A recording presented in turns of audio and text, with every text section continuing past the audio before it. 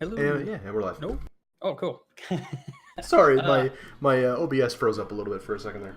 that's all good. Yeah. Hey, we're back. Number 12, Number 12, personal best. So we made it. that's cool. Yeah. Yeah. So yeah, it's oh boy. You know what? I was gonna ask before we started, but um, the big Slappy Hour, most recent one came out like 3-4 hours ago, something like that. Oh, yeah, I have not listened to it. No, oh, yeah, I didn't notice it.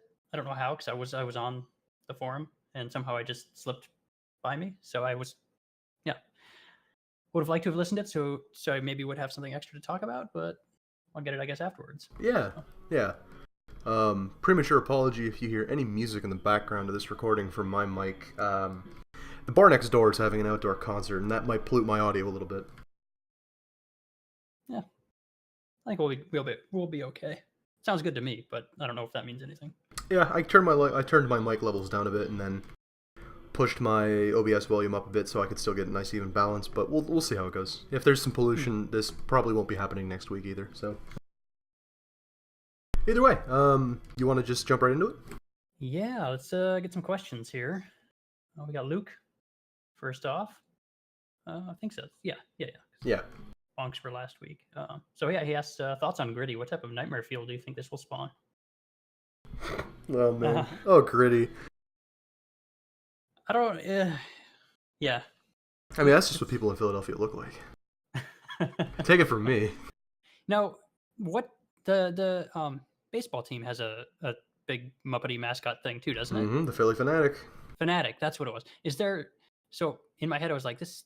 I have no idea what the Fanatic looks like. In my head, that's like the first thing I thought. I was like, they have a Muppety mascotty thing for the baseball. Is there any like? Do they look anything alike? Just out of curiosity. I don't know, a little bit. Fanatic's green, and has a big nose. Hmm. Um, and he's a little less shaggy. He's still kind of a Muppety thing, but he's a bit less long haired, I guess. Hmm. Yeah, I don't know. I don't know what to think. I guess I don't have. I mean, I like that the internet loves him, and that all these like gifs have come out of these kind of weird little moments of him. I Yeah, like there have that. been some great image edits of him just standing in the backgrounds of things. Yeah, it's pretty good. But I don't really have any. It's neat, I guess. Whatever. Yeah, it's neat. I think that I saw a really good animated version of Gritty, like a cartoon almost. Hmm. And he looked very endearing in a cartoon form. And I think that's because the eyes can emote in a cartoon, and it's Yeah, really hard to probably. get eyes and mouths to emote in a mascot costume. Yeah, yeah. They're just kind of there, and the eyes are kind of spinning around and moving around on their own. Yeah, it gives me a little bit of the creeps. I can't lie. Yeah, I don't know. I don't know. Does is yeah? What's his name? The coach, Philadelphia.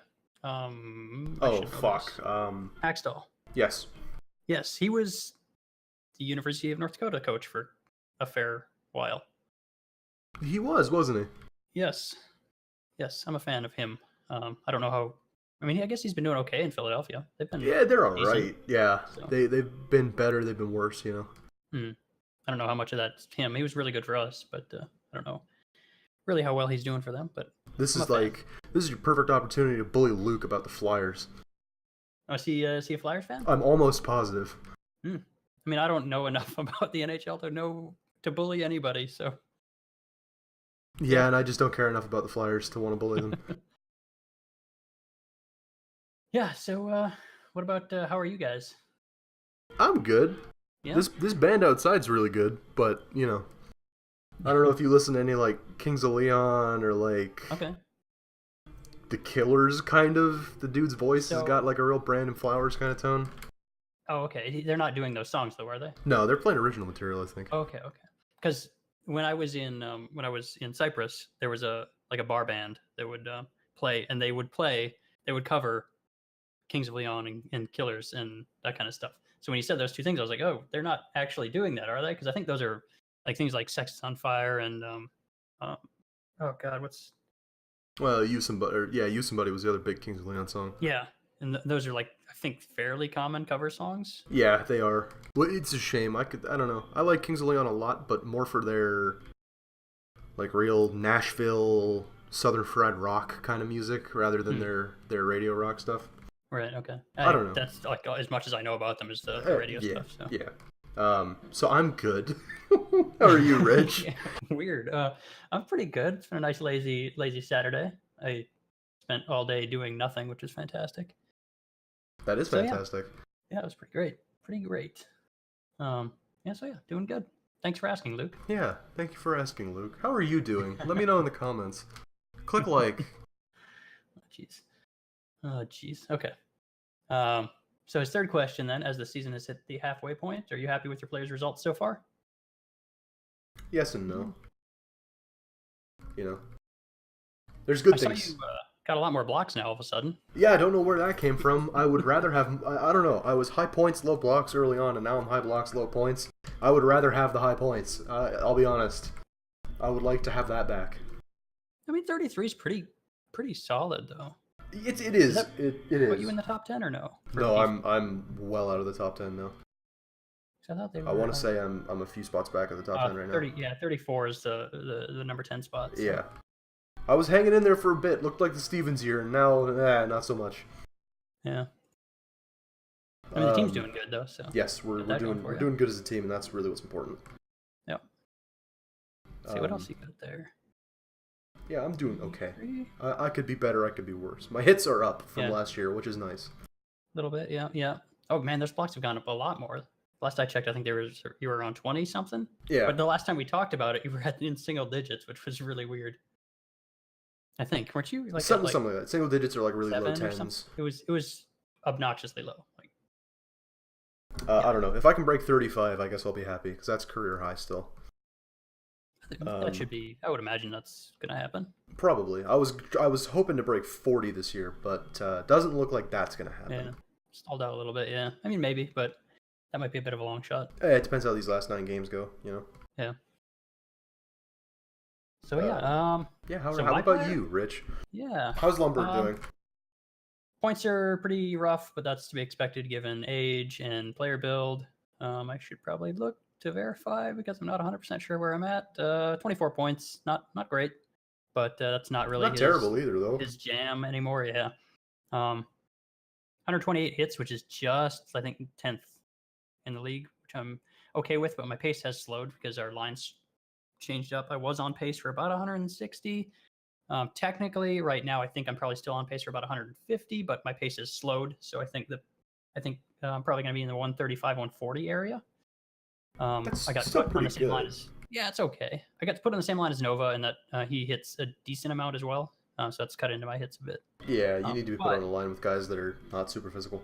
Yeah, but it has helped my plus minus. My plus minus was terrible earlier in the season, because we've got one line that's just we can't get right. All the rest of the lines are fine, but it's our second line, the Bobby Watson, Eric Pelletier, let's say. Schmurfen and oh god, what's he? Is it just Bobby Watson his username too? Yes, I think so. For whatever reason, we can't get like a third guy in with them and get them going. So they're still pretty deep in the minus, unfortunately. But everybody else is doing okay, and mine's recovering. Yeah, it's fine. My blocks are actually really good. That's because I'm playing defense on power play and penalty kill. Well, yeah, that'll help. That'll help boost it up. Almost up to 20 blocks, which is really good for a forward. But I'm not really truly a forward this season. I'm kind of dabbling in defense. So yeah, pretty good. Pretty good. I hope my hits. I just had back-to-back one-hit games, which is really annoying. So yeah, we'll see. Yeah. While we're on the index, let's have a chat about something that nobody saw coming. What's that? The Seattle Riot in second place. Oh, I mean they've got forwards, so it's not. It's a little weird. I think. Yeah, I don't know. It's a little weird. The problem is, I think the teams that would be competing for that other spot, even though I mean to say that they're in second, which, but the second, third, fourth, fifth, sixth is like super tight. But the teams that they would be competing with, like Texas, would rely, I think, on getting a bit of a bump from coaching, which they have had a bit of the past few seasons. They're not getting it this season. And then LA, I think, is just not playing up to their roster level. So I think that's helping Seattle a lot. Even still, I think it's worth asking. We had the situation with Buffalo, 2 seasons ago? Maybe last season? I don't quite remember. Is Seattle playing above their pay grade right now? I think so. If you look at their goals for, second best in the league, just only a bit behind Winnipeg, who has a really stacked set of forwards. I don't think Seattle's are necessarily all that bad, but they're definitely playing above what they should. I mean, adding Tillman's player, Selleck. Selleck was a good pickup. Absolutely. Was good. And obviously, Louis Garrett is having a hell of a season. But outside of that, I don't know. I their roster, honestly. And then is it safe to say that we're facing down the possibility of the Seattle Riot finally coming back to the playoffs? Oh, it looks like they've actually got 2 lines. I mean, at this point, it's really, really tight. I don't think they're a safe bet necessarily, but I think they're a reasonable bet. It looks like they've got 2 lines of forwards that are actually performing quite well this season. Right, because they got the Zajac line and the Garrett line. Yep. And the Garrett line's not a big surprise. No, not at all. The other line. Actually, let's see. Where is... Oh, Selleck's on the second line, so they must have... Yeah, so they got... I mean, the first line, I guess, was going a bit last season and the season before. So it's getting the second line going. But yeah, I still think it's above what probably they should be doing. Let me take another quick peek here. Yeah, the strength of their forwards is not great. But it's not bad. They've got 1, 2, 3, 4, 5. They got basically 6 reasonable forwards. Kennedy's a little bit on the outside of what I would call like good or prime, kind of like the prime of his career. He's just a little bit outside of that, I think. So yeah, I mean they've got 2 legit lines. It's just they're even with those 2 lines being legit, they're still, I think, performing at a higher level than they probably should or anybody would expect. So I'm gonna call it right now, just for the fun of it. I'm going hot takes. Seattle Riot win the West. Yeah, maybe. I should say not in regular season. Seattle Riot are going to come out of the West. That's my hot take for the night. Seattle Riot are going to go to the Challenge Cup this year. It's possible, I think. I don't know if they'll lose, but they'll go to the Challenge Cup this year. Right now, they would be facing Edmonton in the playoffs. I wouldn't feel very good about that matchup if I was them. It's true. Seattle's got a better record, but they're at the same kind of goal differential. So I don't know. I feel like Seattle Edmonton would be a surprisingly even matchup to watch. But I'm just making bold takes. I'm just making hot takes for the sake of it. Seattle's going to win the West. Seattle's going to come out of the West and go to the Challenge Cup this year. Yeah, it could happen. I'm not confident. I wouldn't bet on it, but yeah. And the Wolfpack are going to knock the Platoon out. That's my other hot take. Anyway. Yeah, let's move on. I just wanted to take that little detour because that interested me. It's being in the GM. Yeah, being in the GM chat now. With the whole head office appointment, I got to see that Seattle was, in second place. So that I wanted to talk about that because that interests me. That surprised me a bit. I think, yeah, I don't know. The West is kind of weird. But anyway, do you want to talk any more index stuff, or do you want to just go to Izzy's questions? Yeah, let's just go to Izzy's questions. I don't have anything else to talk about in the index. Cool. I don't think so. Let me look at the points leader. Visser. Wow, Visser by 9 points. That's cool. Yeah. That's man, good for him. Just back to the, it's yeah. It's the Winnipeg roulette always. Right. Yeah, let's move on. Okay, Izzy. He says, hope all is well. What are your thoughts on the deadline trades? He says on the SHL side, a huge trade between Edmonton and Toronto, swapping goalies that have present and future implications. On the SMJHL side, you're going to love this, I'm sure. Kelowna going thrift shopping and landing themselves 3 capped players for 2/4 and a third. God, it makes my blood boil just thinking about it. So, do you want to touch on well, let's just do the SHL first, and you can stew in your hatred for Kelowna. Yeah, you can give me a little bit to let this set in. So yeah, we actually had 2 trades: Toronto Edmonton and Toronto Hamilton. Yes, the Toronto Hamilton trade I did know about. I had no idea about the Edmonton Toronto trade. Yeah, and actually, I was kind of I was not paying attention to trade deadline that closely, so I actually didn't realize these happened until like this morning because I was not paying attention.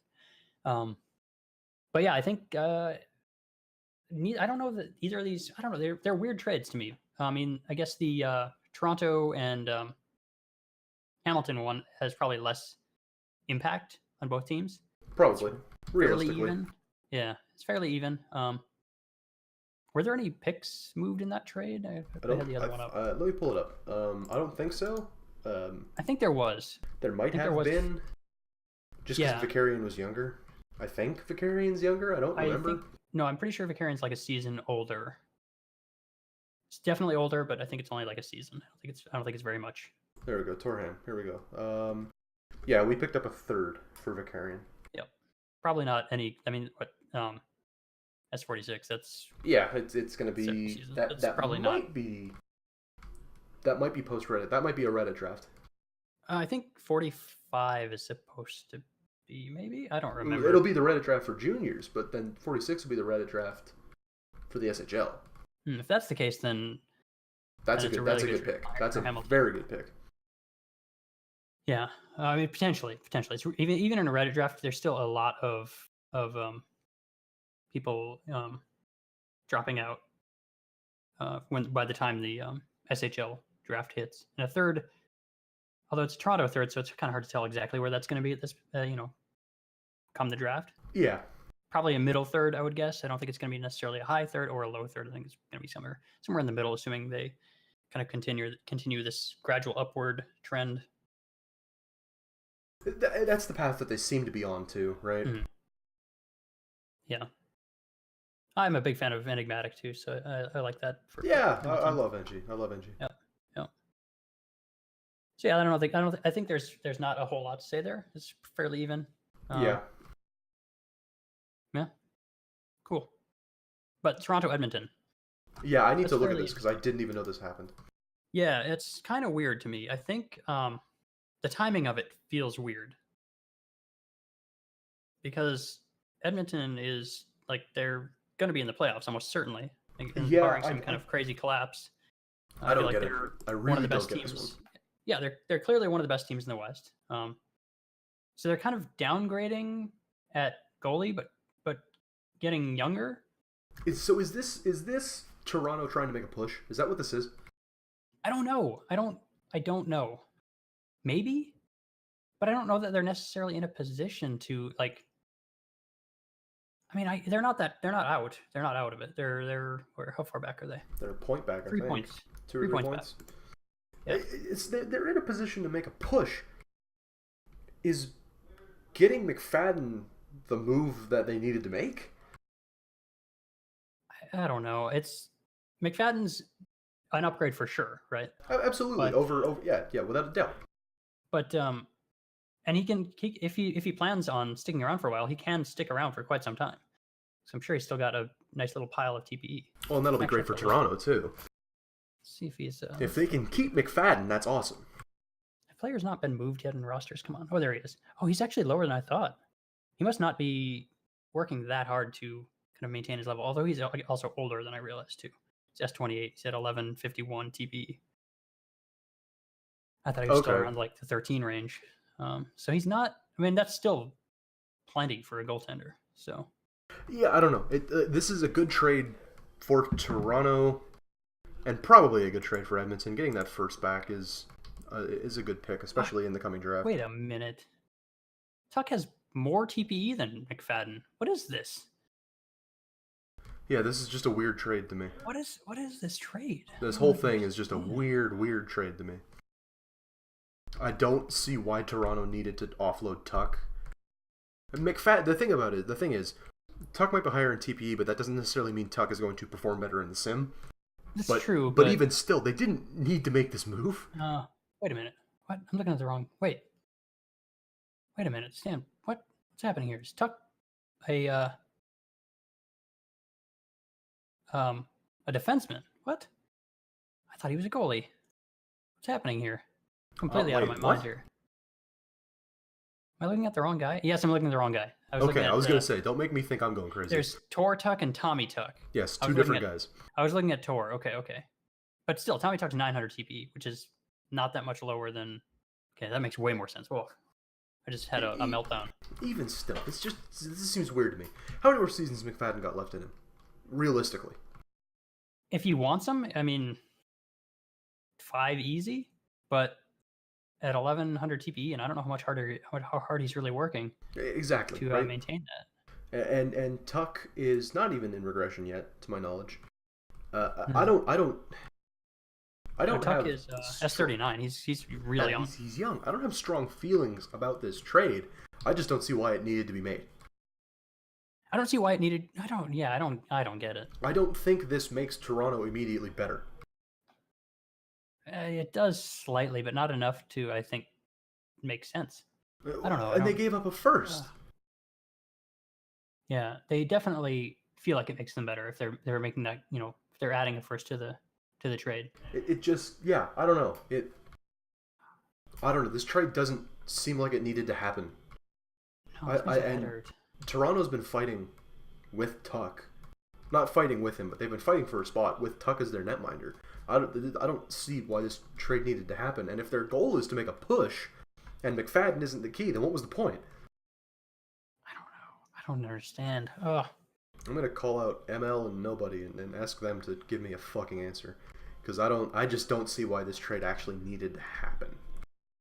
I feel like both teams would have been fine had this not gone down. Edmonton probably walks away from this the winner because they get a first. Yeah, for sure. And they get a guy who is young, like in 2 seasons going to be McFadden's current equivalent. Yeah. They'll probably, with regression and with Muford, let's say, I don't know, improving, they'll probably be about even next season. Absolutely. I just don't get it. I don't know why Toronto did this. Unless, I was going to say, unless I don't get it. I don't get it. Toronto gave up a lot for getting marginally better. Maybe in the kind of bigger picture, a goalie will help them, but I don't think it helps them this season, because I don't think that's their issue this season. No, because like I said, they've been fighting with Tuck, and they're damn close with Tuck. Yeah, they're just not scoring like they probably should be. That's, I think, a bigger issue. This one hurts my brain. I don't know. Yeah, I don't get it. I don't have words for it. I feel like I'm repeating myself, but I can't emphasize more that I just don't understand why this trade needed to happen. I want to take a peek at what's his name, McFadden's update thread. See how much work he's been doing lately. Because I feel like he was like an 1800 TPE goalie. So if he wanted to hang on, he should have more TPE than that. So I feel like he's low relative to where he probably should be. Yes, he is not really updating. Is he inactive at this point? Muford or McFadden? McFadden, last visit. Yeah, he's inactive. Then this trade makes even less sense. Yeah, he has not been online in 2 months, 2.5 months. What the hell's the point of this trade? I don't understand at all. I don't know. I don't get it. Toronto, help. What are you doing? I don't get it. Okay. I thought it made more sense when I first saw it. I was like, oh, okay. They're because I thought McFadden had more TPE, like by a much larger margin. That was, to me, that was the thing, was McFadden being active. McFadden not being active. Yeah. What is going on here? Fighting regression. He should probably be around 1400 TPE right now, but he's not. So rip. Toronto, what are you doing?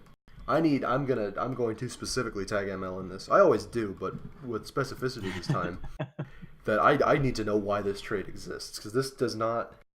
Getting an inactive McFadden who's only slightly higher than an active Tuck. Yep.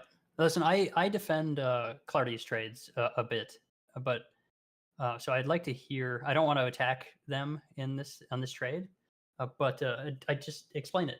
I would like an explanation. That's it. Yeah, no, I don't want to sound like I'm attacking them, and I probably do. This is I mean, this yeah, is this is really just me being confused. I don't understand yeah. why this was. I don't. In my head, Toronto's better off keeping Tuck. Hmm. I agree. So I don't know. I don't know. It makes it it is an improvement. So it makes sense for this season. But I think after the season, it makes no sense because given that McFadden is inactive, he's going to be lower TP than Tuck next season. By a He's going to margin lose too. Yeah. nearly. He's going to lose like 160 at least. Yeah. He's I don't almost know. 18%, I think, at this point. So yeah. Anyway. Yeah. Yeah. We could. I could say the same thing over and over because I just don't get it. But let's move on. Yeah. Uh, SMJHL. We already talked about the other. Yeah. So SMJHL. So I need to start by saying that I do not like trading the SMJHL. I'm really glad that I was never in a position to trade when I was a GM in the SMJHL. We didn't have picks or players. We had nothing. So that wasn't even consideration. Player value is so volatile in the SMJHL that like it makes it impossible to make trades that like make sense even, one season down the road, I think. Just because the values of players change dramatically, and then you've got drafts where you might not even have a player that's active like early in the third round. So you have to make crazy trades. It's ridiculous. So anyway, I don't want to attack other GMs, because I do like a lot of the guys in that room. I think there are a lot of great people that are GMing in juniors right now, but I just don't get it. Why? I mean, Kelowna's getting guys for chips, basically. I don't want to beat around the bush. Kelowna's getting guys for chips. The King trade in particular just fucking boggles my mind that Halifax couldn't get more for that.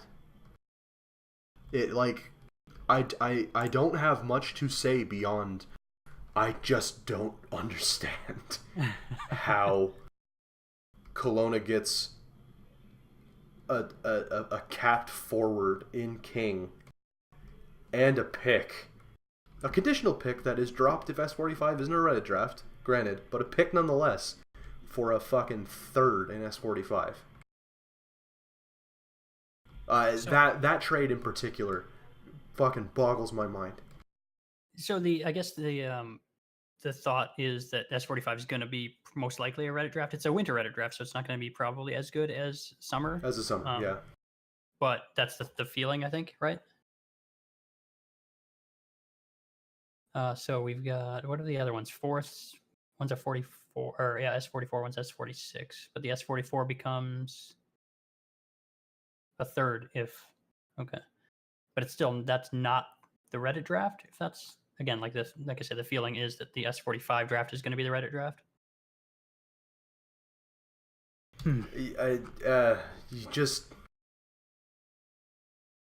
I don't get it.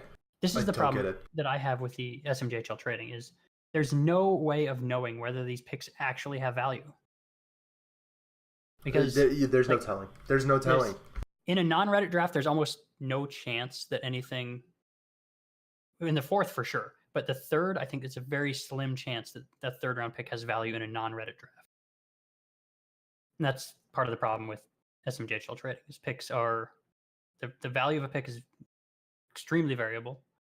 And and I think people rate or value picks higher than maybe they should. Yeah, I'll be honest with you. People gave me a fair bit of shit for my trade that I made a little bit ago, where I sent a first, a second, and then 2 fucking minimal 6th, 7th round picks to Colorado for a cap center. Mm-hmm. I got a lot of shit for that trade. And I did overpay. I won't lie. I know Kimmy's going to be listening, and he knows I overpaid. But I don't really this is an insight into the way I think of GMing, and I'm sure I'm going to get some shit for this too. I don't really value picks that much. And especially with the way that the current Vancouver roster is built, even with the guys that are going to be going up next year, we don't have a lot of space for people. With the Kimmy trade, we now have a fully active roster. The only inactive we have is our backup goalie. So I don't put a lot of stock in picks because picks don't fucking mean shit. A first round pick, that's fine and dandy, and 9 out of 10 times that person's going to turn into a fairly active, someone who's active on the site and is giving back to a lot of things, right? That's how it goes. But that doesn't mean a first round pick isn't going to bust out. So I don't know. I'm way more reluctant to trade players than I am picks.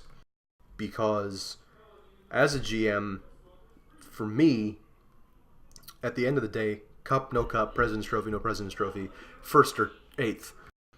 To me, juniors has always been about developing relationships with people. Because, let's be honest, it's great to win 4 stars. This is going to offend people, and I apologize in advance. Who gives a fuck about 4-star cups?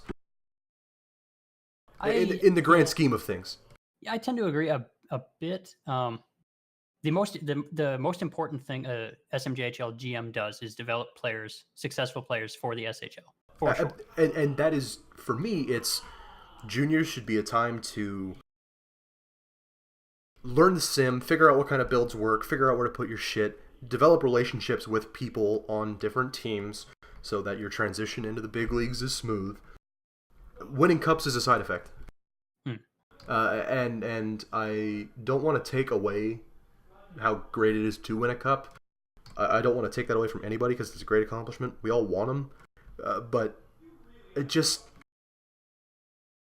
I don't know. Like, at the end of the day, who you're not going to get into the Hall of Fame because you got 3 4-star cups. You know what I mean? Yeah, for sure. So I'm actually looking at this trade right now that you made, and I don't think it's that bad. Like, it's certainly, I think, slightly favors Colorado. It definitely. I definitely overpaid for Colorado, and I knew I was going to have to. I don't think that 6th and 7th are really worth a whole lot. So I think to me, I look at it as 1st and a 2nd for a player and a 4th, and I think that's very reasonable. And I talked to my GM team about this, that I do think because the 6th and the 7th were there, it makes it look bigger than it is. Yes. When in reality, even if S45 is a Reddit draft, it's the 6th and the 7th. In the winter, we might not even hit the 7th round. So in my head, even if that winter is a Reddit draft, even if S45 is a winter Reddit draft, a 6th is going to get him maybe a semi-active. We might not even make it to 7 rounds, depending on how many people show up. There would need to be 60, basically roughly 60 players, but then a 7th round pick is most likely going to be an inactive. Yeah, absolutely. Even if you have 60 guys sign up. This past summer Reddit draft, I think, is going to be an anomaly. I don't think we're going to see a class that massive and that active again. For a while. Not in the winter. Not for the winter, especially. No. But for me, I'm way more okay giving up those picks for a capped guy like Martin and the 4th. Because if you look at our numbers from before trade, after trade, Kimmy made this Vancouver team immediately better. We were struggling on face-offs, struggling in our zone, struggling on the PK and the power play. And Martin comes on and immediately made this team better. So for me, giving up a 1st and a 2nd and 2 inconsequential picks, it's chips. You know what I mean? And Kimmy's... Is Kimmy going to be staying down, though? That's the plan as far as I'm aware. He's got another season in him, which makes it better for us. Because I think all the Kelowna players are probably going up based on the value they've been given, right? Yeah, that would be my assumption, but maybe not. Well, I think it's known that King is going up. King's going up for sure. But outside of that, I don't know. I would have to assume like I said, based on the value the players are given, that they're going to go up, because otherwise these trades are awful. Well, and that's exactly it. I know Ravens going up next year. I'm almost positive Okay. of that. I don't know about Valentine. Who's the user in Valentine? Don't know. I don't know anything about him. And the Detroit trade, I don't know anything about that guy. But Oh, Siddall. Is that what's his name? I need to go look at the roster because I feel like I don't want to speak out of turn, but I think I know who that is. So I'm curious. Siddall's. and then the Anchorage trade. I mean, for fuck's sake, I don't know if Nor is just a fucking magic GM or people are selling real low, but he's getting away with fucking highway robbery. And I don't want Oh, to. Benjamin Blue. Yeah, I forgot about that one. I don't want to sound like I'm bullying the other GMs because I don't want to bully the other GMs, but he's getting away with highway fucking robbery right now. Yeah, it seems like. Wait, this was Anchorage. Is Anchorage out, like out of the playoffs I want to at say this point? yes. I don't have the index pulled up. And it makes a bit of sense, especially if they think they're getting a Reddit draft pick. The fourth round in the Reddit draft and a Reddit draft could potentially have some decent value. Could be good. It could be good. Oh wait, And it becomes a sixth if it's a Reddit draft. So right. never mind. Even still, so then that is almost worse in my mind because yeah, if that's a Reddit draft, the fourth is garbage. If that's not a Reddit draft, I mean, a fourth is garbage. But if it is a Reddit draft, Anchorage still sold a capped goaltender for nothing. For nothing. A sixth for a goaltender, man. I don't know what's going on, but Kelowna's getting away with highway fucking robbery right now. ML, what's up? What are you doing? ML, what the fuck, man? Toronto? Anchorage? What are you doing? I shouldn't bully him, but like, I don't know what's going on in this fucking league. I think this is an ML thing. Both his teams doing crazy stuff. Waters I think said it in the Halifax trade thread, and he said it very brilliantly that back in S38 when Spooked made the trades to get PGF to another cup, 4-cap players cost a shitload of picks, and Nor just got 4-cap players for a 6th, 2 fourths, and a third. Hmm. The economy's busted, and this I think comes back to what we talked about a little bit earlier, and you said it, and I said it. I agreed with you. I think that picks are such a volatile asset because they're completely unpredictable. Yeah. In this case, basically the sellers didn't put any value in them, so the buyer basically set the price. Absolutely. I know King's a rental, right? King's a rental. He's going up next year. How is he not worth more than a fucking third? I don't know. It's a capped player, yes, but this is a guy that was the face of the Halifax franchise. Not anymore. And so I think Izzy had said it in the Halifax thread that, and again, I don't want to sound like I'm calling out fucking TDZ or Dizzy. Just King was the face of that franchise. You know what I mean? The same way that he's becoming the face of San Francisco, King was the face of Halifax, de facto, far and away.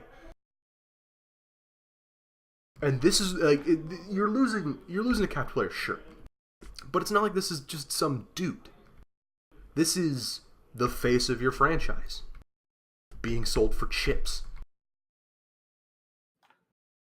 I wonder if the kind of locker room dynamic that he can stay in the Halifax locker room, but I think if he doesn't stay, then you don't make that trade at all. So is the locker room kind of a factor there? The fact that it doesn't necessarily remove the player or the person from the locker room, so they don't feel like they're really losing that much. Well, and he says he'll stay as a Halifax alum, right? He'll stay with the franchise and in the locker room. I don't get it. I don't get it. I don't get it. Like trading the SMJHL, man. It's weird. Fuck, man. I don't get it. I don't get it. A high-profile player like that for chips. And I think it must have been ML that asked it. The massive overcorrection of the trade market since the PGF Colorado trade in S38. Yeah, the one that fucked Colorado and got PGF to a cup. I just don't understand what people want anymore. You know, I tried to make a trade for... I don't know if I should be talking about this, but fuck it. I'm quitting after this year, so who gives a shit? I tried to make a trade with a GM last year for a capped player that had one more season to go. It was more me trying to get him on my team. You know what I mean? This wasn't a make us better move. This was I want this guy in our locker room move because he's a good person. Right. And I offered a Reddit third, I think. I offered a Reddit third, and then when they didn't accept that, I offered a Reddit second. And that still wasn't enough. And to me, I thought, okay, well, the most I want to pay for a capped guy, one season for the playoffs, and I'm not even bringing him on because I need him. I can wait this trade out. The most I want to pay is a Reddit second, because that's basically a first. And realistically, a first for a capped rental is a bit of an overpayment, but you're trading picks. You're going to have to overpay. But, and that was a guy that wasn't really a face of a franchise. That was a guy that was known around the league, but not really someone as high profile as King. And now King's getting sold off for a third. I just don't understand the trade market in juniors. There's no winning. Because I'm looking at all of these trades that Kelowna made. Not a single one of the sellers won any of these trades. Everybody lost besides Kelowna. Oh, I think there must not have been any competition whatsoever, and the GMs were just looking to add some kind of asset. And that's the only thing I think of. No one's buying. Yeah, that's I'm sure that's got to be what it is. Otherwise, I mean there's no other explanation really. But then, is it worth asking why the hell you want to sell so bad that you're willing to let go legitimate assets for nothing? I don't know. This is a really rough topic because Kelowna makes me angry like Calgary makes me angry. Calgary being the Flames, not the Dragons. Kelowna gets me heated. The Dragons too, though. Come on. Yeah, but like Kelowna gets me heated, man. Kelowna gets me heated, and so to see Kelowna fucking waltz their way into 4 capped players for chips. I've been angry about this for like 3 days. Hey, we should bring back the everybody makes the playoffs.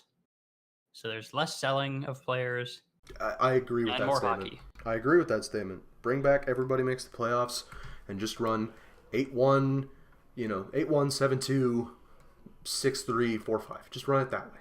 You don't have to worry about guys getting rid of big names for chips, and everyone gets to play.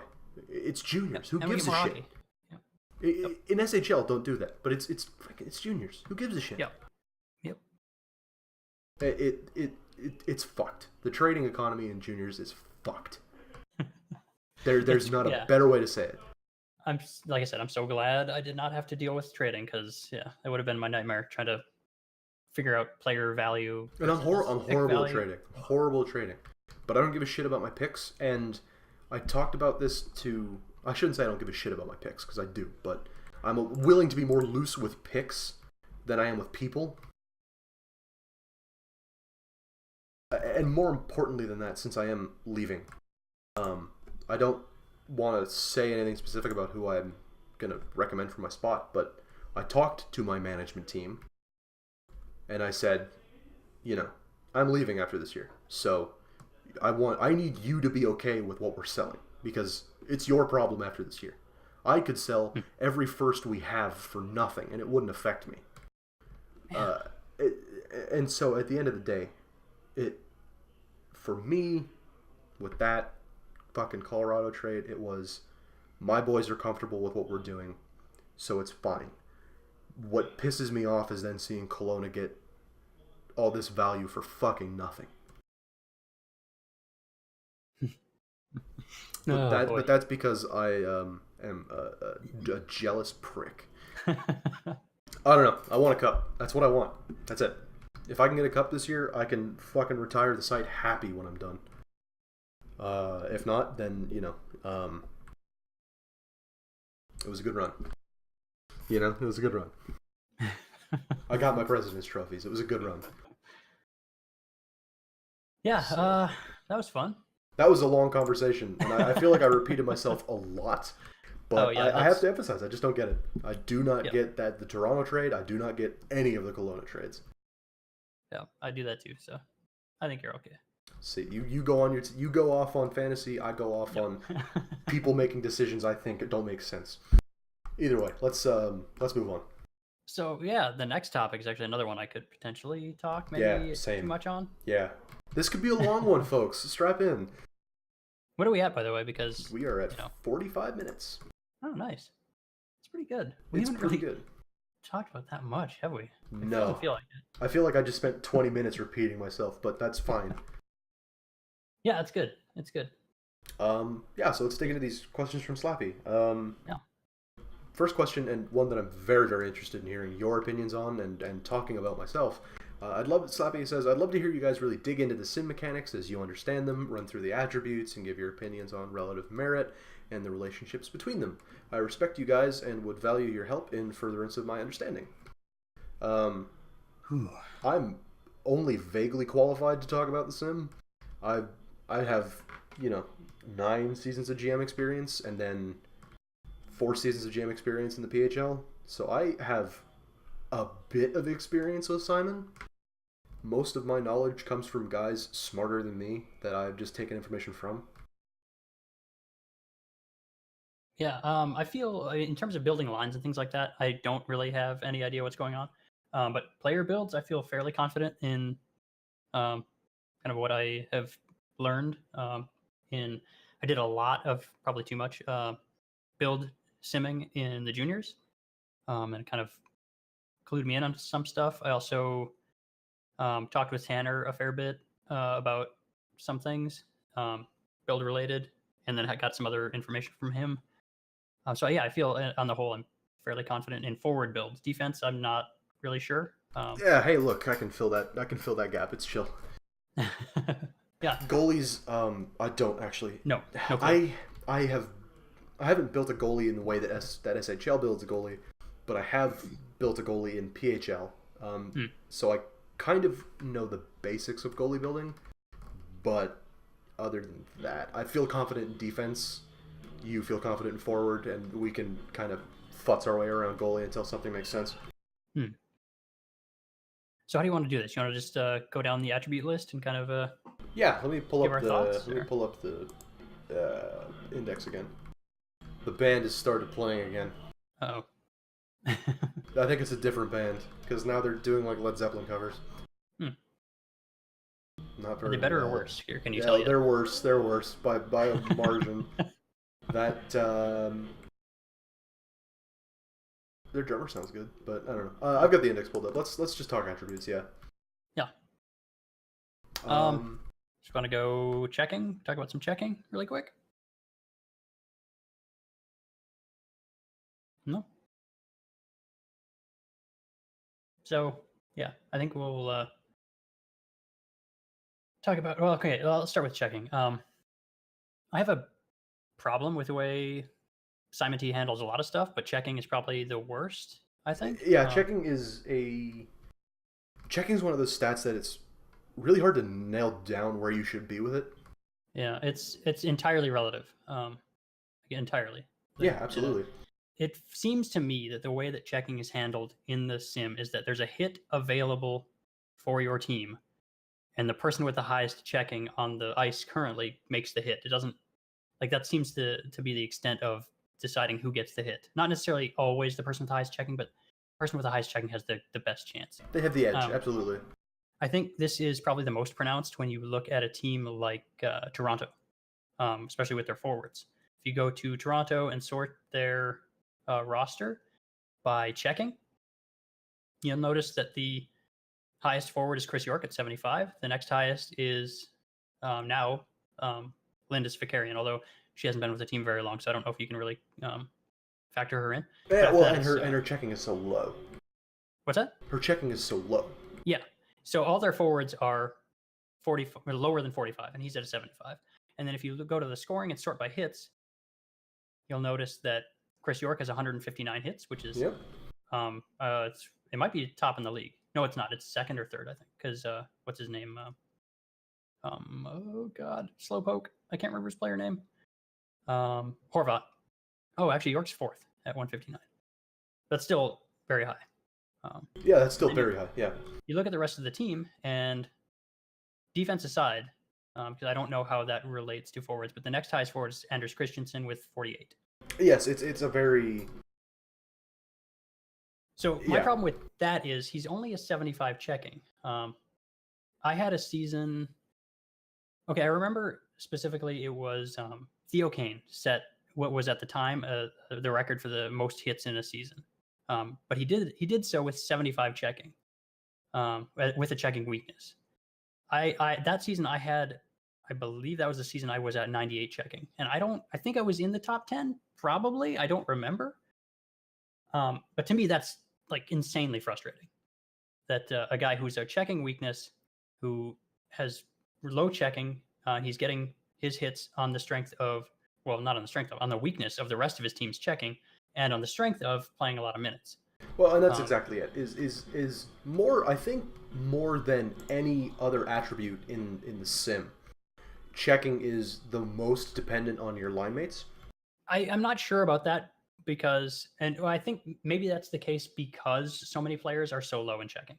It's not necessarily that it's more than other attributes, it's more pronounced in our league because of the kind of dynamic we have with the players, having low checking, having a checking weakness, which is the majority of weaknesses, like by like, I don't know, it's like 80% or something ridiculous, I'm sure.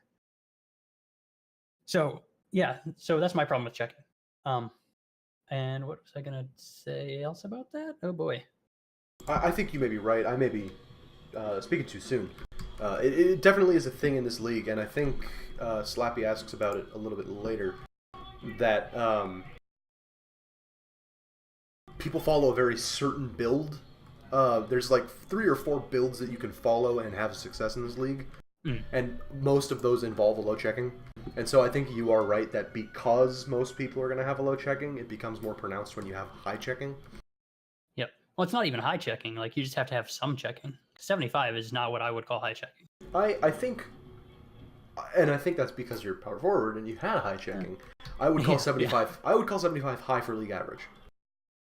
Yeah, I mean it is certainly. I think I don't know if it's high for the league average, but I think it's above average for sure. I don't know what the league average is, but there are plenty of players that have 40, so or not even 50 or 50 and lower. So and the other issue with checking is that it doesn't produce a lot of turnovers. The rate of most turnovers in the sim are created by intercepted passes. Yep.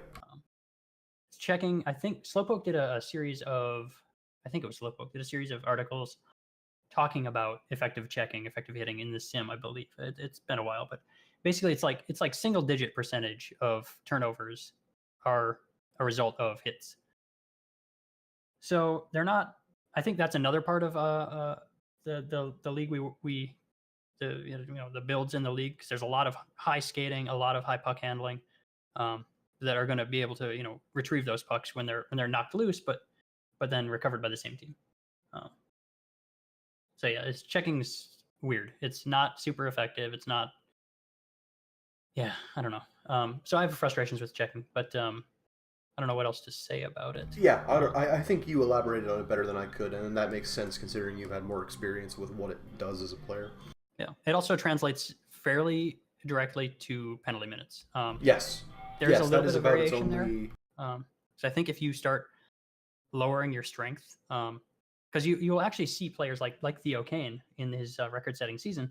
He had very few penalty minutes because I think he had high strength, I think. But I think if you get your hits as a result of not necessarily having a high checking, but just as a result of minutes and opportunity, you don't take as many penalty minutes. Whereas if you have a high checking, you take more penalty minutes. I think strength has a factor in that too. If you have high strength, you potentially will take more penalty minutes. Right. I think PIM. I think PIM. I think penalty minutes is about the only direct correlation checking really has. Hits, obviously, but I wouldn't even call checking's correlation to hits direct. No, it's yeah, because it's so relative. But yeah, so yeah, checking. Anything else? No, I think you elaborated on it better than I could. So discipline. We're just gonna skip fighting, huh? Oh yeah. So the build list that I look at disregards fighting. That's fair, because I was gonna say let's just disregard fighting. I was gonna say let's disregard discipline. We could disregard discipline too. It doesn't. Discipline has a little bit of value. If you want to keep your checking, if you want to get your checking up and keep your penalty minutes low, it's good to bump discipline. But it also cuts into your hit count fairly substantially. Yeah. I had points in discipline early in my career when I was in the high 80s and 90s of checking, and I was put up like less than triple digit hit seasons. So yeah, it's I don't know, it didn't really seem to cut back in my penalty minutes. I mean, it did maybe a bit simply by virtue of hitting less. Yeah. But that's what it does. You hit less, therefore take fewer penalties. It doesn't really, that's not, to me that doesn't give it value, because all it's doing, you just have lower checking, like, right? So I don't see any value in discipline, really. If you'd like to have greater than 90 checking, I think it's probably fine to go to 70. Right. But outside of that, I don't think it really has any value. And even then, I will not put points in discipline anymore after having points in it early in my career. Yeah, so discipline, really kind of useless. It helps a little bit, not as much as people would like to tell you it helps. Yeah, I mean, it does help if you truly want to have a responsible player. Yeah, absolutely. And if you've got the TPE, but it's like last on the priority list in my view. So yeah. And do you have any input like defensively? Is it or more or less the same? For discipline, yeah, it doesn't matter. Okay. It really doesn't matter. Let's talk about fighting really quick though. Yeah, let's do it. Something fairly interesting about it, and that is that I don't think it necessarily helps you in winning fights that much. No, it just means you get into fights more often. Right, but it doesn't do that consistently because almost nobody in the league has anything in fighting. So even then, it's inconsistent. You will probably still lead the league in fights, but it's not going to be like a massive margin. So yeah, I think you probably just take more penalty minutes from it. That is about what you take. The only thing fighting is going to do is really bump your penalty minute count, and that's not good if you like milestones, but good if you want to win the third first. I have never, and I probably will never get the penalty minute milestone. I usually get it, but that's because my hits have been pretty low my whole career. Yeah, mine, I mean, have been low, but I love the hooking and the roughing. Big fan. Yeah, it's fair. I like to slash people. I think that's my most common penalty. Yeah. Just get angry and chop. Yeah. Let's talk about skating. This is one of the big three, I think. I don't know. I don't. It's really hard to like put quantify what it does exactly.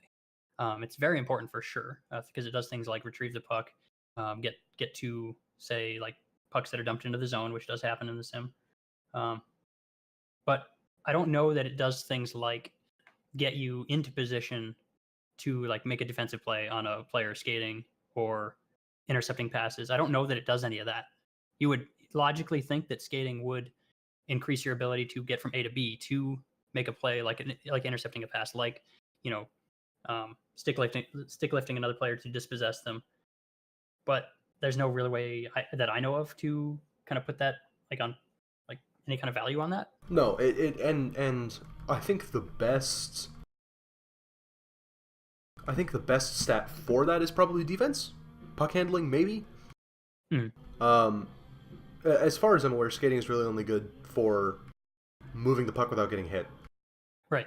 It determines your like your likelihood to skate with the puck, for sure. That's pretty known. It's self-explanatory, yeah.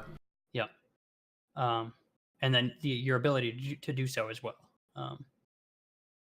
So I think it's used in all three zones, which is good. Which and to me increases its value. Skating's an option for a player holding the puck in all 3 zones. So I think that has that's part of why it gives it a lot of value. Yeah, it's good. It's good. It's good It's stuff. good, and it is one of those big 3. And I don't know how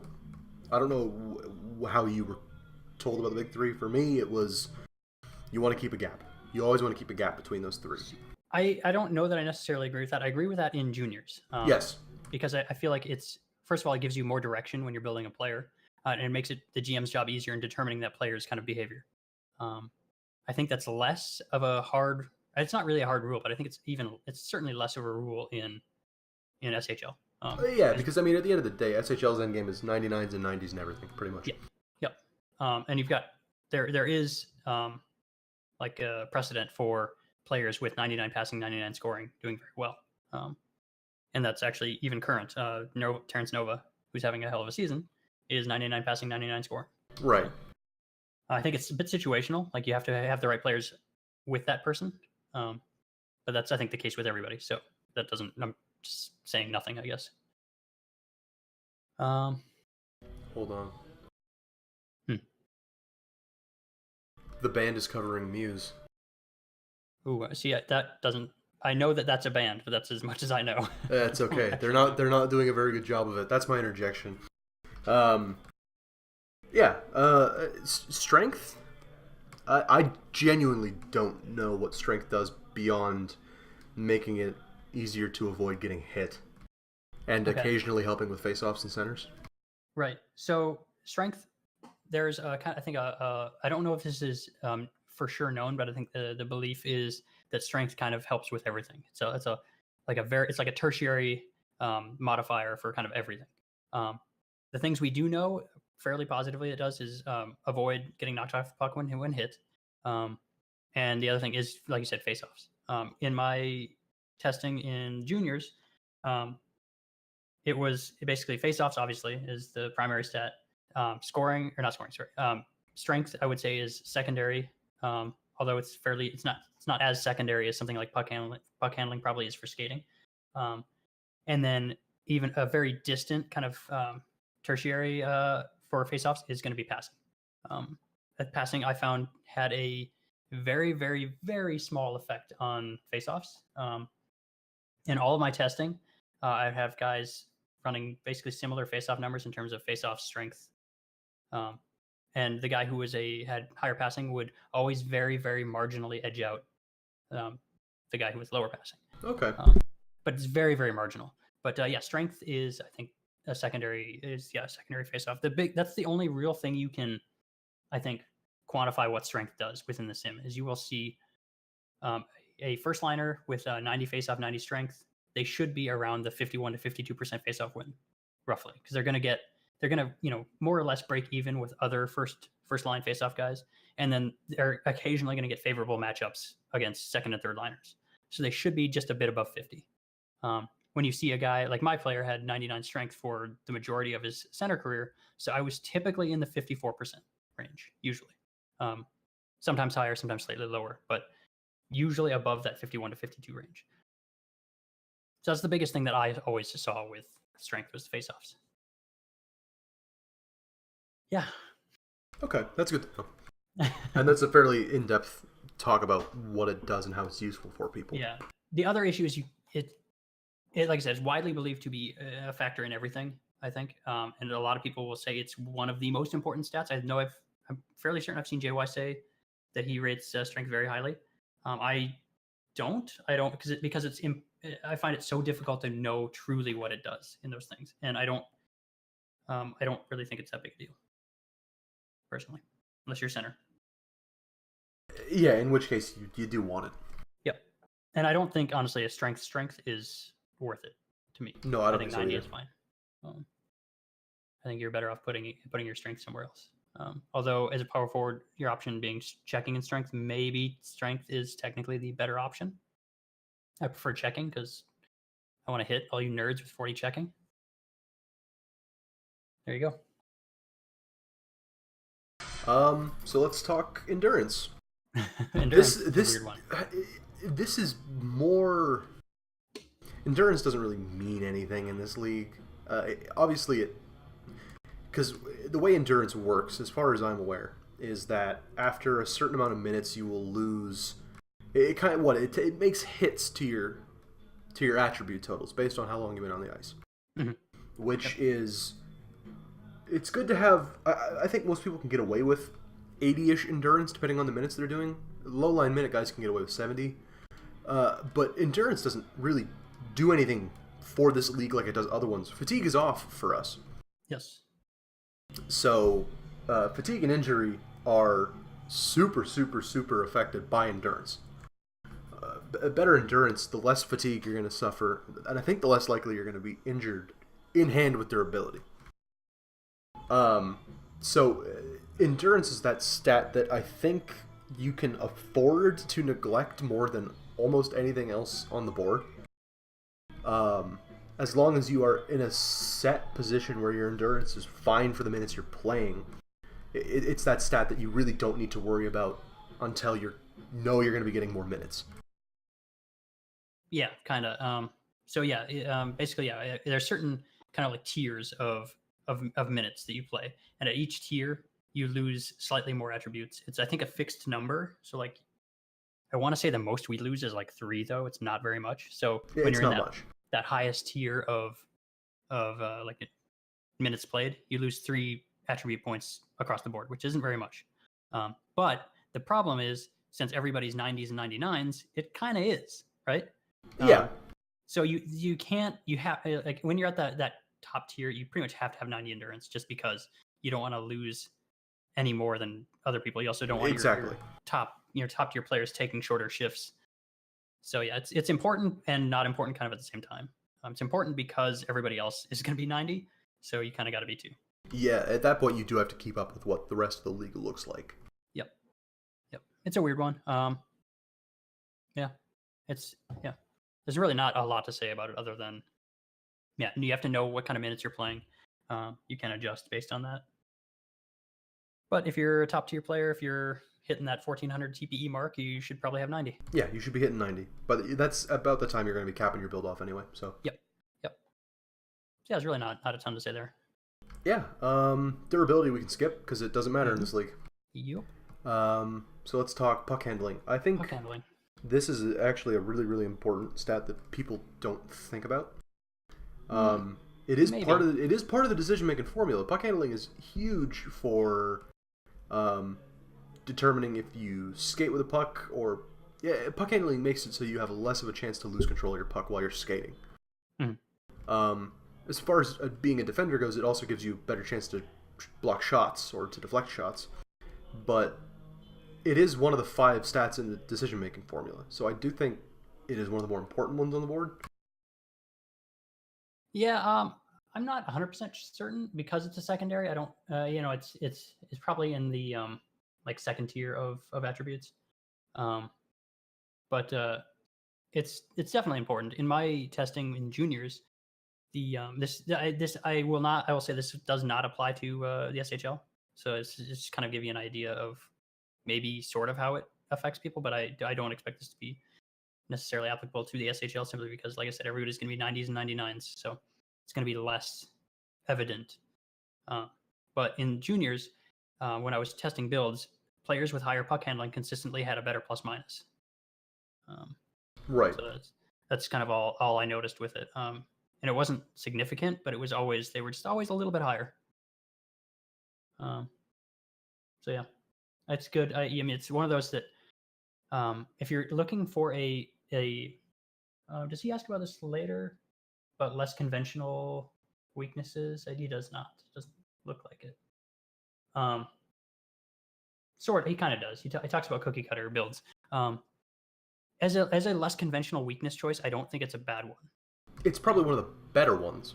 Yes, I think so. So yeah, it's good, but I don't think it's great. So yeah, there you go. Anything else? You already said defense stuff. Defense, it's good for shot blocking. Yeah. As a forward, I think it also helps with shot deflection. Either way. Yeah, I probably should. I don't know if that's really stated or hinted at anywhere. I have no idea. So next is face-offs. Face-offs? I mean, that's get 90. Yeah, get 90. You only need that if you're a win center. about half your faceoffs. Yep. If you're not a center, don't even touch this. Yep. It's an interesting choice for a strength. I don't think it's worth it. Unless No, I you think love you're. winning 57% of your faceoffs. Yeah, I think you're fine at 90. You don't. If you have the opportunity to pick faceoffs as a strength, don't. Use something more interesting. Yeah. Use something better for your I think player. strength is more valuable, and I still wouldn't recommend picking a strength. Yeah, no, I agree. I think if you can get away with scoring, passing, skating, maybe 2 of the 3, do it. Yeah. Because faceoffs, you just don't need 99. You can get away with 90, no problem. That said, I do like unconventional builds, so pick it. I guess. So fuck it. Yeah, fuck it. Yeah. Like I said earlier, 90 face-off, 90 strength is going to get you about 51 to 52%. And yeah, unless you're a second liner, in which case you should probably be around 54 or better. Yeah. Because you should be getting favorable matchups. Which we could, I could mention that. Like the higher, typically when you look at top 10 in face-offs, it's going to be you're going to see a lot of second liners out there. Yeah, it's the line matching. Yep. If you've got a good second line center, they're going to win a lot of faceoffs if they're at 90 and 90. You do see the occasional top liner out there, but that's usually they're having like a big year. Like I think right now, Edmonton's first line center is winning like 90 or not 90, like 57% or something absurd. It's pretty absurd. With 90 and 90, and that's a fluke. You can't count on that for sure. As a second liner, you can kind of count on about 54%. That's actually part of the reason I am a career 54%, is because I played on New England's second line center for a fair bit. And that gave me a nice little bump early in my career. Because I wasn't maxed out on strength. By the time I had moved on, I was maxed out on strength, and that kept me kind of at that pace, even though I was moving up to the first line. Anyway, so yeah, get 90 if you're a center. If not, whatever. Yeah, I agree. I think that's the way to go. Passing, one of the other big 3. Obviously pretty self-explanatory. The higher stat, better you have a chance of passing. Defense also has a limited effect on this, as far as I'm aware. It's a good one to get 90 or 99 in, depending on what kind of build you're going for. Yeah, it's basically a requirement. Yeah, passing is a big part of possession play, especially with everybody having, not everybody, but the majority of players having 90 or better defense on the ice. You need to be able to complete your passes successfully. So I think having a passing weakness is one of the worst. It's probably the only worst would be defense, I would think, in my opinion. Yeah. Anything that will potentially lose possession, I think, is really bad. I know there's been a few players recently, like Eggy's player, who's going into who's got a passing weakness. Having 85 passing is fine, I think. Having to spend 230 TBE to get to 85 passing is less than fine. Yes. It's a substantial investment to get to a point where you're going to be able to pass at an acceptable rate. So that's my issue with it. Not that 85 isn't good enough. It's that you're investing so much TPE into it to get it to that point. And you can't really take a lot out of it, or you're just going to be turning the puck over left and right. Because you're probably going to face at least one player on the ice. It's got 99 defense most of the time. And everybody else is going to be at 90. So you need to be able to pass well. Passing is another one of the things that happens in all three zones. So it's an option everywhere on the ice. So I think it's quite important. I think possession play is one of the better ways to win in Simon T. You just don't give up the puck. Create the opportunities will come as long as you have the puck in your possession. So yeah, there you go. What else can we say? Yeah, I guess that's my big thing on passing. I think passing is one of the most important possession attributes. So scoring next. Scoring. The third of the big 3. Yep. This is the one that I think. So with scoring, it's super important, obviously. So you have to be able to beat the goaltender. Yeah, but it's not necessarily a possession attribute, and it only happens in 1/3 of the ice. So it does have a lot of value in that 1/3, but it has obviously substantially less everywhere else in the ice. But the problem with that is that it has so much more value in that 1/3 of the ice than, well, not so much more, but it has substantially more value in that 1/3 of the ice than I think skating and passing.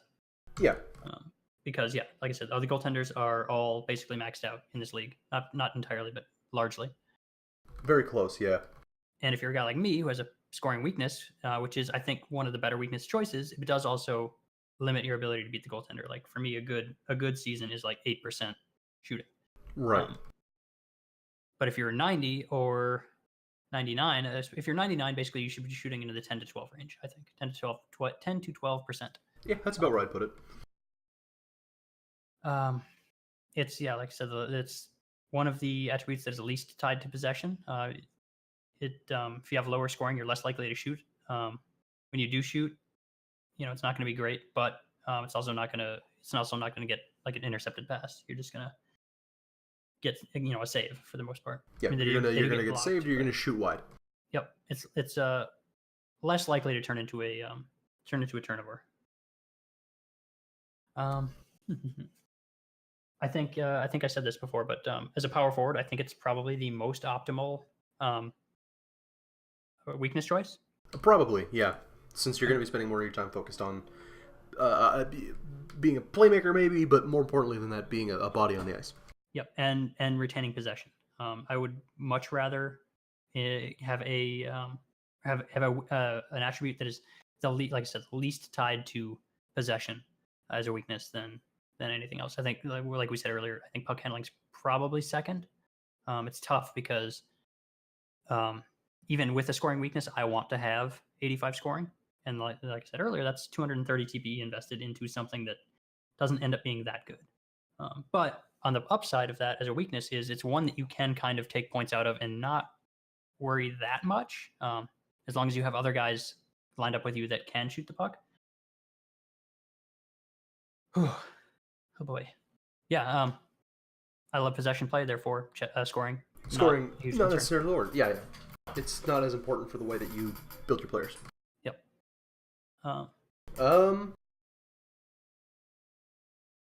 Defense. Yeah, I think everybody knows at this point that defense is the most important attribute. It's the most important attribute in the sim. Everybody should have high defense. It is so important to everything that you do. We should probably. I mean, I like the idea of a player with a defense weakness. But God, is it bad? It's a great concept. Don't do it. Terrible. That is a surefire way to make yourself unusable. Yeah. It's too important. That's one of the big weaknesses with STHS is that defense. Some of these attributes they cover too broad of an area. So, and especially defense, it's just like it's everything. If you have a low defense, your player will not perform well. It doesn't matter what your other stuff is. You might score a bit, but everything else is going to suffer because you're not going to be able to take possession back. You're not going to be able to stop the other team from doing what they want to do on the ice.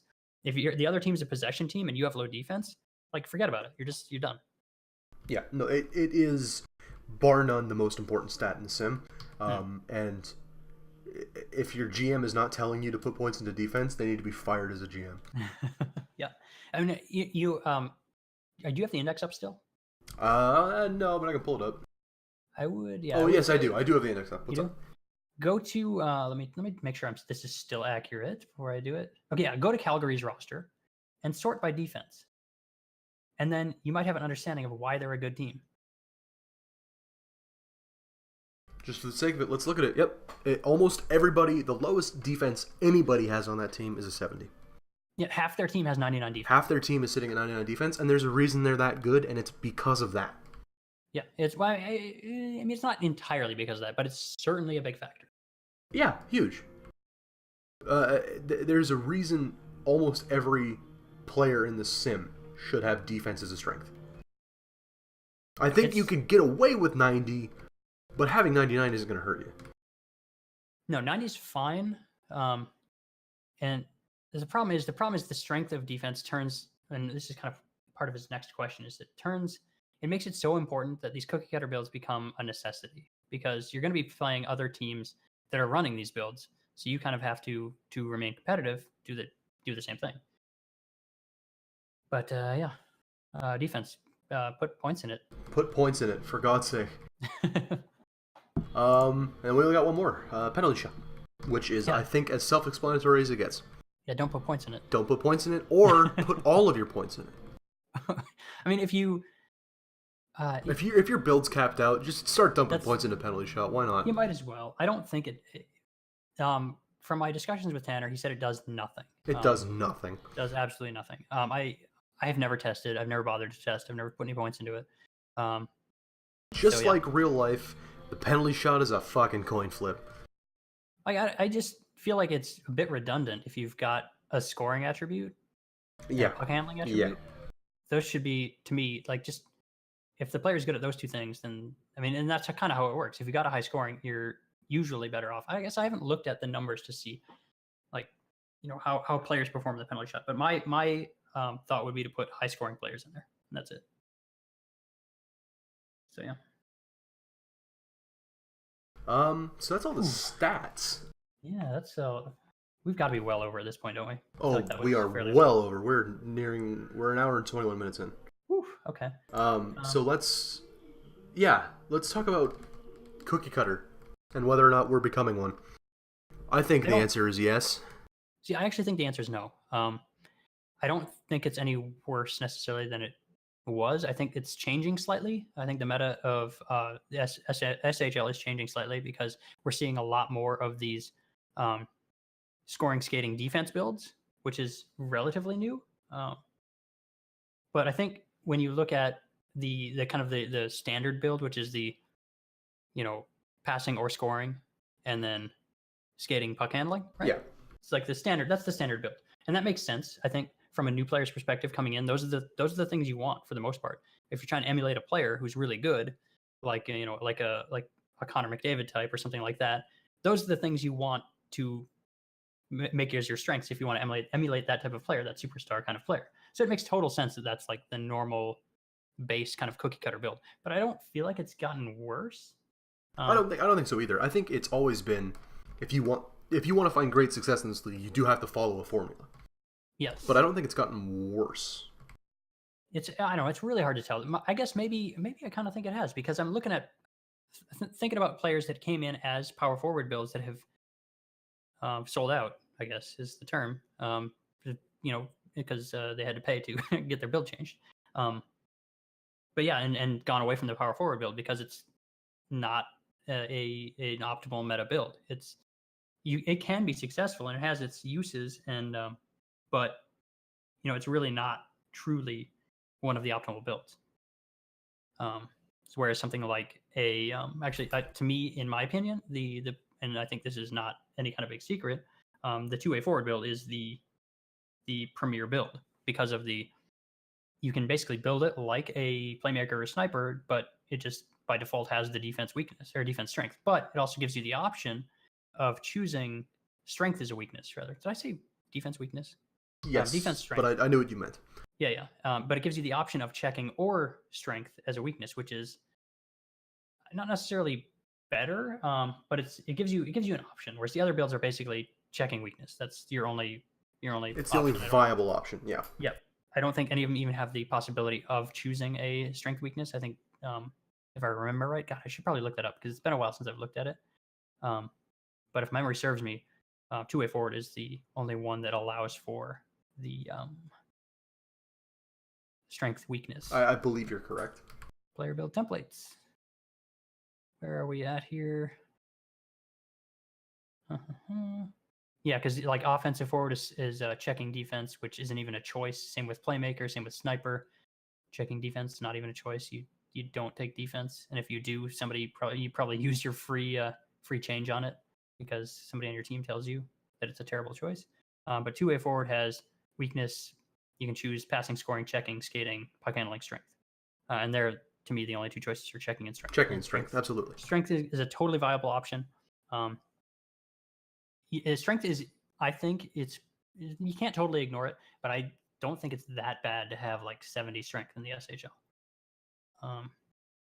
Yeah, like we've been saying, unless you're a center, you don't need your strength that high. No.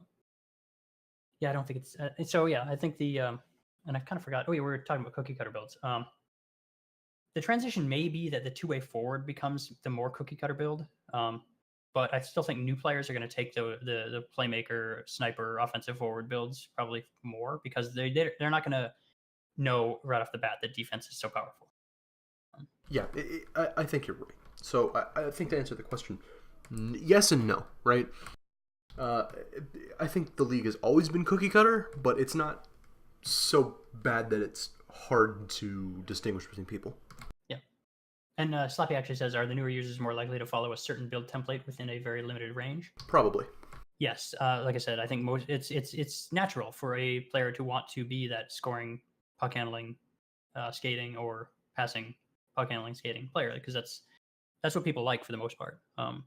Also, I'm not sure. I hope this isn't the case, just personally, but I hope players aren't being discouraged from remaining a power forward by their DM. Actually, we had a person come in that was an enforcer switching to a power forward, and that was the greatest thing on the planet for me.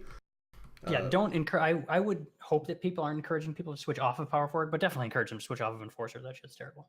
It's inarguably not viable. There's no redeeming factor to an enforcer. Yeah, it's pretty rough. I mean, it's fun, but I think it's a liability. You're not going to get any playing time because no one wants that.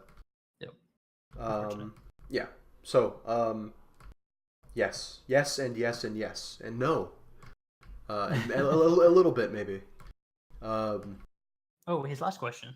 Yes. Were you answering that as well?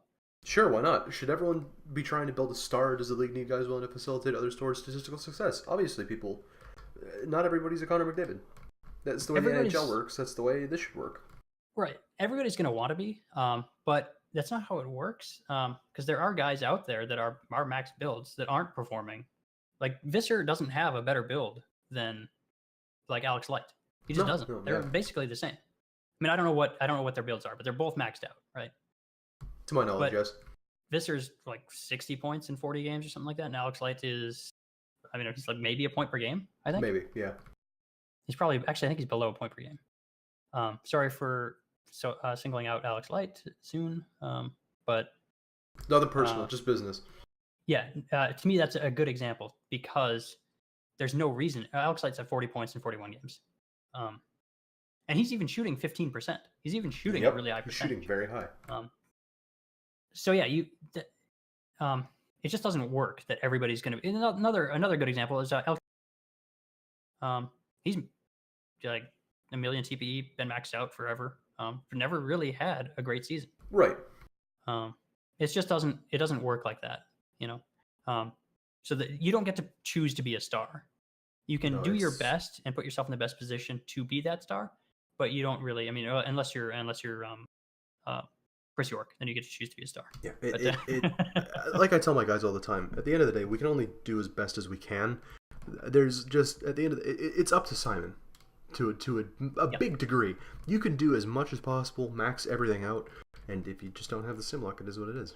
You know what I mean? There's only so much you can do in this league. At the end of the day, there is that element of chance and randomness that you just can't escape. There's no getting around it.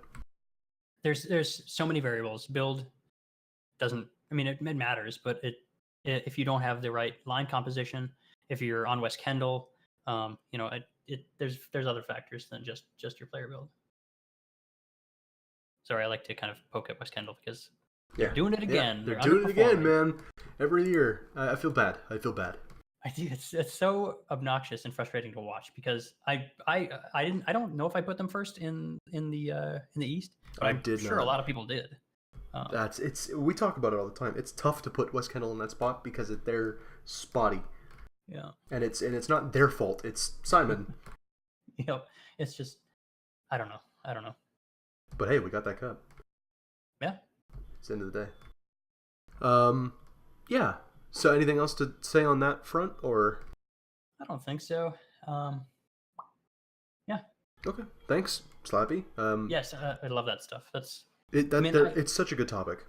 I feel like the way I look at it, it's kind of not necessarily that subjective. So I don't have a lot to say about it. I just kind of say what I think to be true. Yeah, and that's it. That's kind of the end of it. It's how you learn from people and how you can pass it on to other people.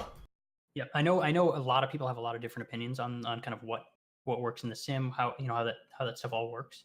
So I'm interested to hear like what other people might think. But that's just my experience and the people that I've talked to who I believe to be very knowledgeable and experienced, particularly Tanner, because I know he has a very good understanding of how to build lines and what a player build should look like.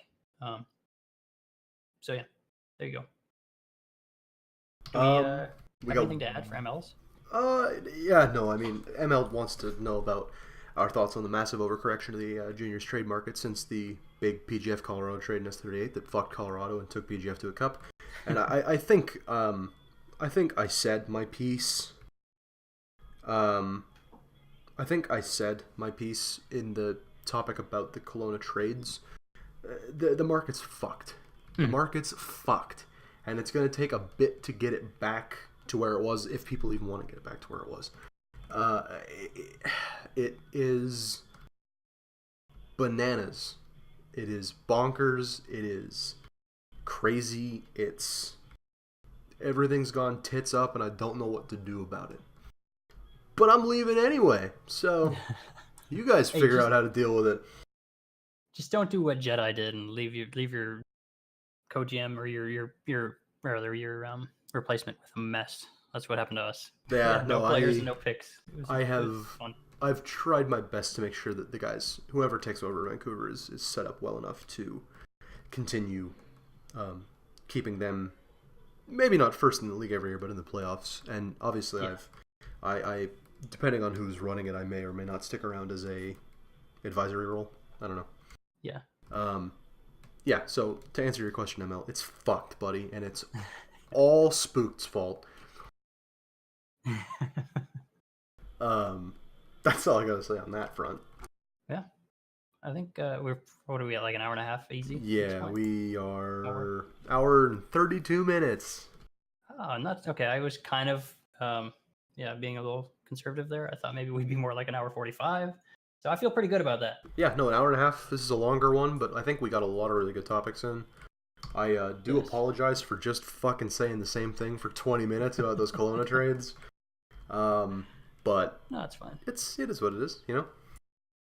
I feel like maybe I should have let you talk a little more when we were talking like attribute stuff. But... No, I know the sim from a practical, not a technical. You know what I mean?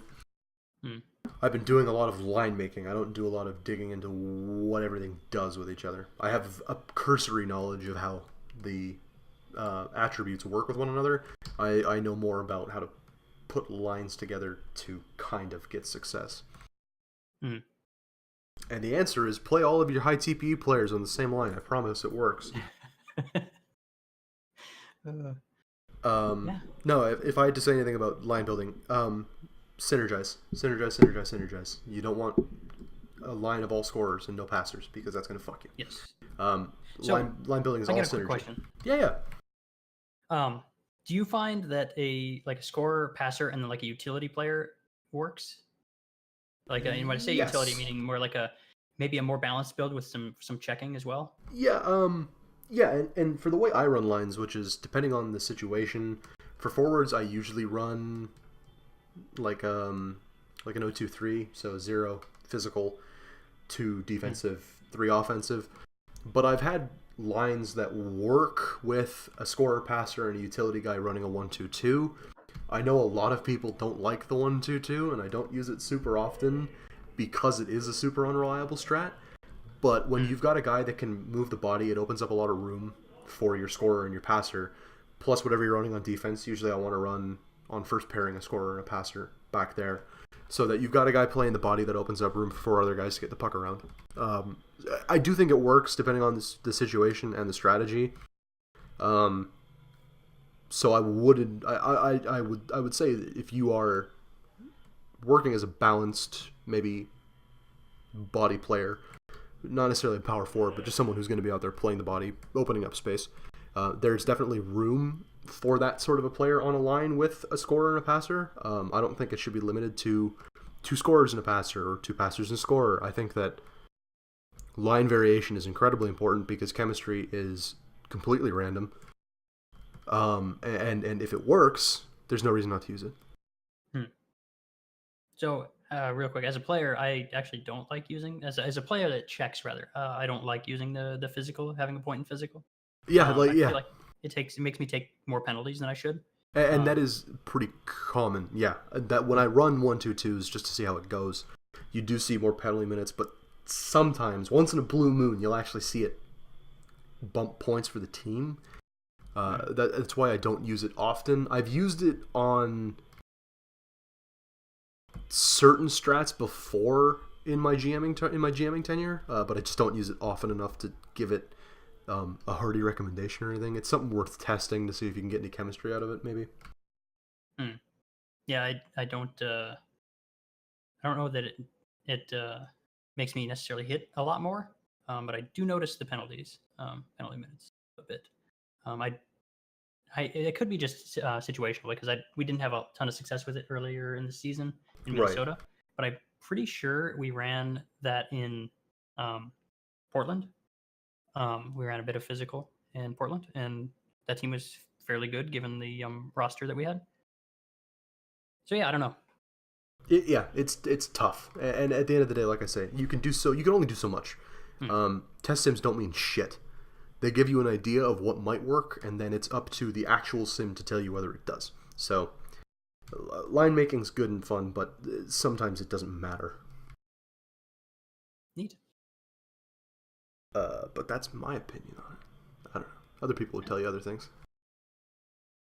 So, what do you think about wrapping it up? Yeah, I think that's probably a good place to call it here. So, as usual, if you've made it this far, an hour and 37 minutes into this thing, thank you so much for listening. I'm Adam, and this is Rich. Hello. And we'll see you next week. Goodbye.